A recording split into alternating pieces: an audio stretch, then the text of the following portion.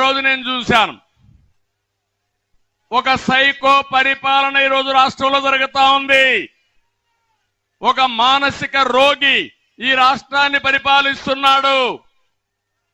మొన్ననే విశాఖపట్నంలో మీటింగ్ పెట్టుకున్నారు. పెట్టుకోండి, విమర్శించండి, మాకు బాధ లేదు.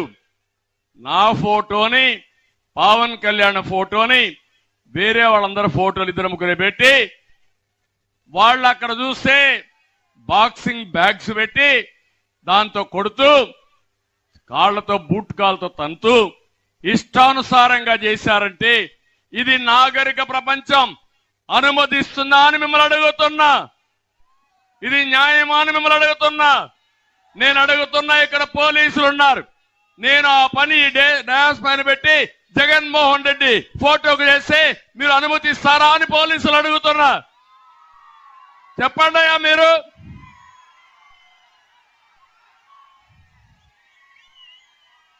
ఏం చేశారు? మీరు విశాఖపట్నంలో చేతగాని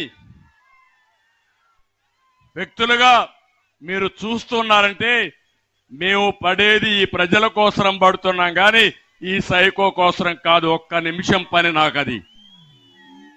ఎందుకు మీ విషయం చెప్తున్నానంటే రాజకీయాల్లోకి వచ్చాం కాబట్టి ప్రజల్ని కాపాడుకోవాలి, రాష్ట్రానికి న్యాయం జరగాలి, దుర్మార్గుడి చేతుల్లో నుంచి రాష్ట్రాన్ని కాపాడాలంటే ఇలాంటి పనికి మాలిన పనులు, పనికి మాలిన సంస్కృతి రాజకీయాలకు తెచ్చాయంటే ఏమనాల తమ్ముళ్ళు?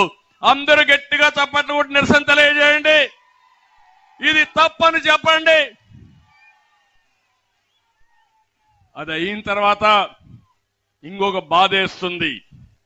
నిన్ననే మాచర్ల దుర్గారావు అనే ఒక కార్యకర్త, మత్స్య కార్మికుడు, అతన్ని విపరీతంగా మీరు చూస్తే పోలీసులు తీసుకుపోయి హెరాస్మెంట్ మొదలుపెట్టారు, కొట్టడం మొదలుపెట్టారు, పార్టీ మారమన్నారు.